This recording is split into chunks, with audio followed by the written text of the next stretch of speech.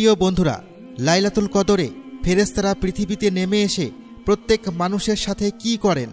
কদরের রাত্রিতে ফেরেশতারা যখন পৃথিবীতে অবতরণ করেন তখন তাদের প্রত্যেকের হাতে একটি করে পতাকা থাকে। তারা সেই পতাকা পৃথিবীর কোন কোন স্থানে স্থাপন করেন। এই রাতে 3 শ্রেণীর মানুষের দোয়া কবুল হয় না, এমনকি ফেরেশতারা অভিশাপ দিয়ে চলে যান। সেই 3 শ্রেণীর ব্যক্তিরা কারা কারা? এই রাতে আল্লাহ তাআলা মানুষের জন্য কি কি ভাগ্য লিখে দেন, এগুলো জানতে হলে ভিডিওর শেষ পর্যন্ত আমাদের সাথেই থাকুন। হযরত ইবনে আব্বাস রাদিয়াল্লাহু তাআলা আনহু থেকে বর্ণিত এক অসাধারণ হাদিসে রয়েছে, নবী করিম সাল্লাল্লাহু আলাইহি ওয়াসাল্লাম বলেছেন, কদরের রাতে সিদরাতুল মুনতাহার বাসিন্দা ফেরেশতারা দুনিয়ার জমিনে অবতরণ করেন। এখন মনোযোগ দিয়ে শুনুন। তাদের প্রত্যেকের হাতে একটি করে পতাকা থাকে এবং এই পতাকাগুলো তারা যেখানে সেখানে স্থাপন করেন না, বরং পৃথিবীর সবচেয়ে পবিত্র স্থানগুলোতে স্থাপন করেন। কোথায় কোথায় জানেন? প্রথম পতাকা স্থাপন করেন বাইতুল্লাহ শরীফের উপর, সেই পবিত্র কাবাঘর যেখানে সারা বিশ্বের মুসলমানরা মুখ ফিরিয়ে নামাজ পড়েন। দ্বিতীয় পতাকা স্থাপন করেন বাইতুল মুকাদ্দাসের উপর, সেই মসজিদুল আকসা যেখান থেকে আমাদের প্রিয় নবী মেরাজে গিয়েছিলেন। তৃতীয় পতাকা স্থাপন করেন মসজিদে নববীর উপর, যেখানে রাসূলুল্লাহ সাল্লাল্লাহু আলাইহি ওয়াসাল্লাম চিরনিদ্রায় শায়িত আছেন। চতুর্থ পতাকা স্থাপন করেন সিনাই পর্বতের উপর, যেখানে আল্লাহ তাআলা হযরত মুসা আলাইহিস সালামের সাথে কথা বলেছিলেন। ভাবুন একবার, এই পবিত্র স্থানগুলোতে সেই রাতে নূরের পতাকা উঠছে, কি অসাধারণ দৃশ্য হবে সেটা। কিন্তু এখানে শেষ নয়, এবার আসছে সেই তথ্য যেটার জন্য আপনি অপেক্ষা করেছিলেন। মনে আছে আমরা বলেছিলাম ফেরেশতাদের সংখ্যার কথা। মুসনাদে আহমদ হাদিস নম্বর 519-এ স্পষ্ট উল্লেখ আছে, লাইলাতুল কদরের রাত্রিতে পৃথিবীর জমিনে ফেরেশতারা এত বেশি পরিমাণ অবতরণ করেন যে তাদের সংখ্যা পৃথিবীর সকল পাথরকুচির চেয়েও বেশি। একটু ভাবুন, পৃথিবীতে কত পাথর আছে, সমুদ্রের তীরে, পাহাড়ে, মরুভূমিতে, সব মিলিয়ে কোটি কোটি ট্রিলিয়ন ট্রিলিয়ন পাথরকুচি, আর ফেরেশতাদের সংখ্যা তার চেয়েও বেশি। এবং এই ফেরেশতাদের নেতৃত্ব দেন কে জানেন? স্বয়ং হযরত জিবরাইল আলাইহিস সালাম, সেই মহান ফেরেশতা যিনি আল্লাহর বাণী নিয়ে নবীদের কাছে আসতেন। হযরত আনাস রাদিয়াল্লাহু তাআলা আনহু থেকে বর্ণিত, আল্লাহ রাসূল সাল্লাল্লাহু আলাইহি ওয়াসাল্লাম ইরশাদ করেন, শবে কদরের রাতে হযরত জিবরাইল আলাইহিস সালাম ফেরেশতাদের একটি বিশাল জামাত সঙ্গে নিয়ে জমিনে অবতরণ করেন। এবার শুনুন সবচেয়ে মর্মস্পর্শী কথা।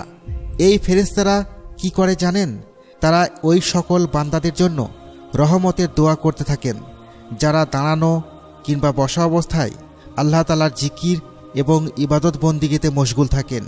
মানে ভাবুন, আপনি হয়তো রাত 2টায় ক্লান্ত শরীরে তাহাজ্জুদ পড়ছেন, আর সেই মুহূর্তে হাজার হাজার ফেরেশতা আপনার জন্য দোয়া করছেন, আপনার নাম ধরে রহমত চাইছেন আল্লাহর কাছে। কিন্তু একটু দাঁড়ান, সব মানুষের জন্য কি এই দোয়া করা হয়? না। 3 ধরনের মানুষ আছে যাদের কাছে ফেরেশতারা যান কিন্তু দোয়া করেন না, বরং অভিশাপ দিয়ে চলে আসেন।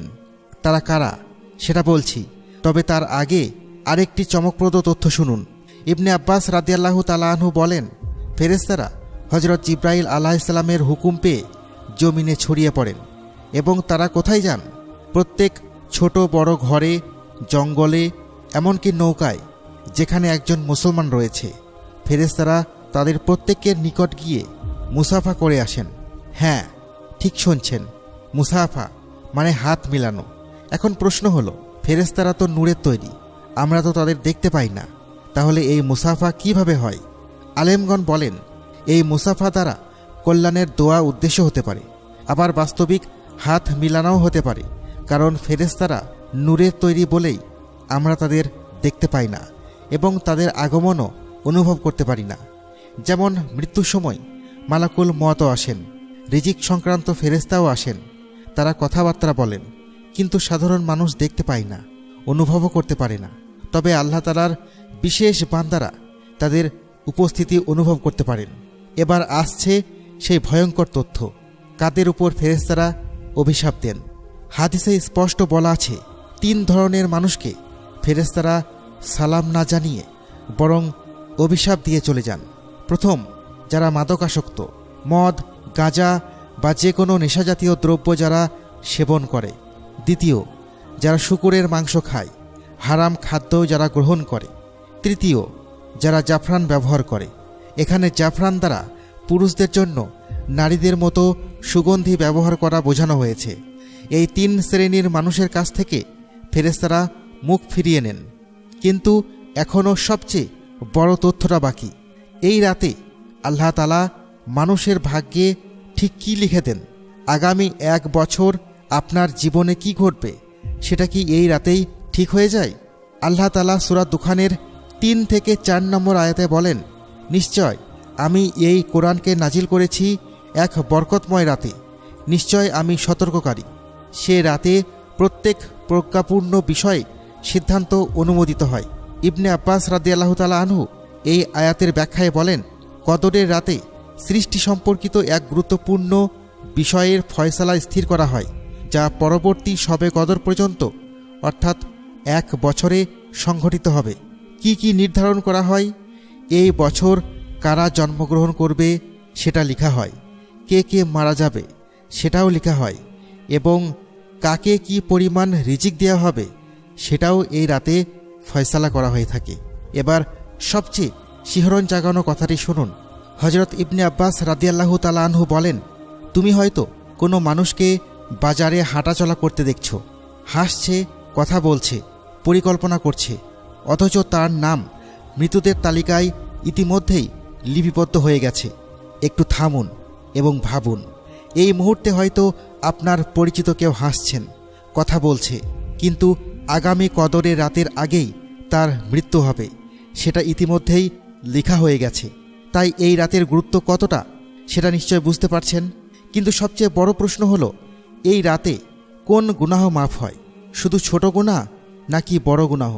হযরত আবু হুরায়রা রাদিয়াল্লাহু তাআলা আনহু বর্ণনা করেন, রাসূল করিম সাল্লাল্লাহু আলাইহি ওয়াসাল্লাম ইরশাদ করেন, যে ব্যক্তি ঈমানের সাথে সওয়াবের আশায় শবে কদরে আল্লাহ তাআলার ইবাদত বন্দেগী করে কাটাবে, আল্লাহ তাআলা তার পেছনের সমস্ত গুনাহ খাতা মাফ করে দিবেন।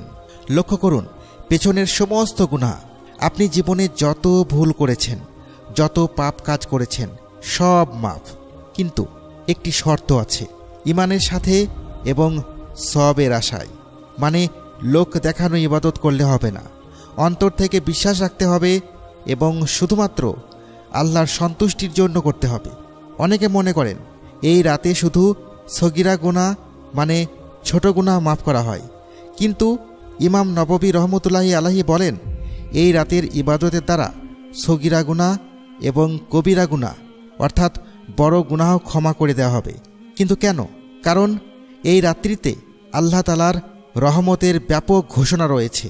এটি আল্লামা মুনজিরি, আল্লামা ইরাকি সহ অনেক উলামায়ে কেরামের অভিমত। মনে আছে, শুরুতেই বলেছিলাম এই রাত 83 বছরের চেয়েও বেশি মূল্যবান। আল্লাহ তাআলা পবিত্র কুরআনের সূরা আল কদরে স্পষ্ট বলেছেন, কদরের রাত 1000 মাসের চেয়েও উত্তম। 1000 মাস মানে কত বছর? 83 বছর 4 মাস। মানে আপনি যদি এই একটি রাত সঠিকভাবে ইবাদত করেন, তাহলে আপনি 83 বছরের বেশিও সময় ইবাদত করার সওয়াব পেয়ে যাবেন। এই রাতের আরেকটি বৈশিষ্ট্য আছে। সাধারণত অন্যান্য রাতে শেষ তৃতীয়াংশ সবচেয়ে বরকতময়, কিন্তু শবে কদরের রাত পুরোটাই বরকতপূর্ণ। সূর্যাস্ত থেকে নিয়ে পরের দিন ভোর পর্যন্ত প্রতিটি মুহূর্ত সমান ফজিলতপূর্ণ। এতে রয়েছে শান্তি, নিরাপত্তা ও প্রশান্তি। মুমিনদের জন্য মঙ্গলজনক ও স্বস্তিদায়ক সব কিছুই এই রাতে ঘটে থাকে। কিন্তু একটা সমস্যা আছে, এই রাত কবে সেটা তো আল্লাহ তাআলা বলে দেননি। তাহলে আমরা কিভাবে বুঝব? তিনি জানিয়ে দিলে হয়তো মানুষ শুধু সেই একটি রাতকেই ইবাদত করত, কিন্তু না জানানোর ফলে মানুষ রমজানের শেষ দশকের প্রতিটি রাত ইবাদতে কাটায়। আল্লাহ রাসূল সাল্লাল্লাহু আলাইহি ওয়াসাল্লাম রমজান মাসের শেষ দশকের বেজোর রাত্রিগুলোতে লাইলাতুল কদর অনুসন্ধান করার নির্দেশ দিয়েছেন। মানে 21, 23, 25, 27 এবং 29 তারিখের রাতগুলোতে বিশেষভাবে ইবাদত করতে হবে। এখন প্রশ্ন হলো, এই রাতে কি কি আমল করবেন? 1. নামাজ পড়ুন, তাহাজ্জুদ, নফল সালাত যত বেশি সম্ভব। 2. কুরআন তেলাওয়াত করুন। এই রাতে কুরআন নাজিল হয়েছিল, তাই কুরআন পড়ার ফজিলত অনেক বেশি। 3. জিকির আজকার করুন, সুবহানাল্লাহ, আলহামদুলিল্লাহ, আল্লাহু আকবার, লা ইলাহা ইল্লাল্লাহ পড়ুন। 4. দরুদ শরীফ পড়ুন। 5. দোয়া করুন, নিজের জন্য, পরিবারের জন্য, সকল মুসলিম উম্মার জন্য। 6.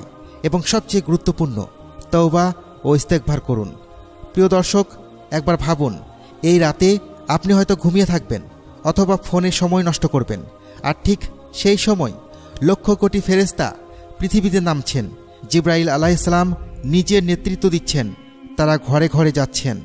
আপনার পাশের ঘরের মানুষ হয়তো ইবাদতে মশগুল, ফেরেশতারা তার জন্য দোয়া করছেন, তার হাতে হাত মিলাচ্ছেন, আর আপনি ঘুমিয়ে আছেন, 83 বছরের সওয়াব হারাচ্ছেন, আপনার সারা জীবনের গুনাহ মাফের সুযোগ হারাচ্ছেন। তাই আসুন আমরা যথাযথ গুরুত্বের সাথে এই রাতগুলোতে আল্লাহর ইবাদত করি, আল্লাহর সন্তুষ্টি অর্জনের চেষ্টা করি। আল্লাহ তাআলা যেন আমাদের সকলকে লাইলাতুল কদর পাওয়ার এবং সেই রাতে সঠিকভাবে ইবাদত করার তৌফিক দান করুন।